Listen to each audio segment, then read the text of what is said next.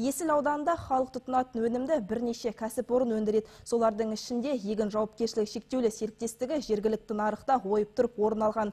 Қазіргі уақытта кәсіпорын халықтық үнмен қамтиды. Сондай-ақ макаронның 12 түрін саудаға шығарып жүр.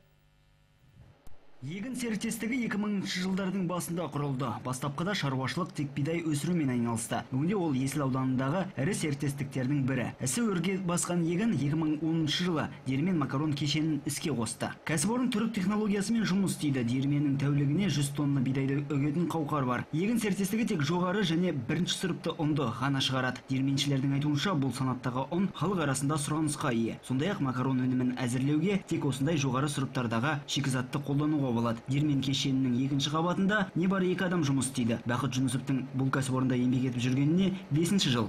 Жақсы бидайларды ғана аламыз. Бірінші сұрыптағы жалақымыз орташа, оңды, уақытында беріп тұрады. Енді жұмыс жақсы, өзімізге ұнайды.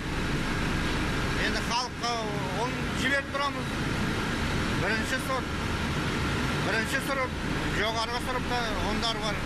Ал бірінші қабатта бидайдан кебек ажыратылады. Мұнда да жұмыс автоматты түрде жүргізіледі деуге болады. Қызметкерлер ұнды қаптарға салып, тұтынушыға жеткізеді. Оның қаптамасына сапа мөрі басылған.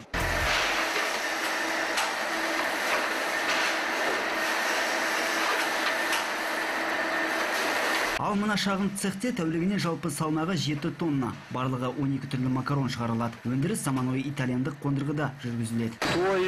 Егін серіктестігі қарамағында 7000 гектар жер бар. Бұл алқаптарға біз тек бидай егеміз. Барлығы бізде 150-ге жуық адам еңбек етеді. Кәсіпорынның арқасында Явлинка ауылының тұрғындары жұмыспен қамтылған. Орташа жалақы 50 000 теңгені құрайды. Шаруашылық мемлекеттің де қолдауын көріп отыр. Қондырғылар Қазагро қаржы компаниясы арқылы сатып алыныпты. Ісі өрге басқан серіктестік бүгінде Ресей нарығына шығуды жоспарлап та қойыпты. Аманжол Нұртазин, Юрий Исқақов, ақпарат.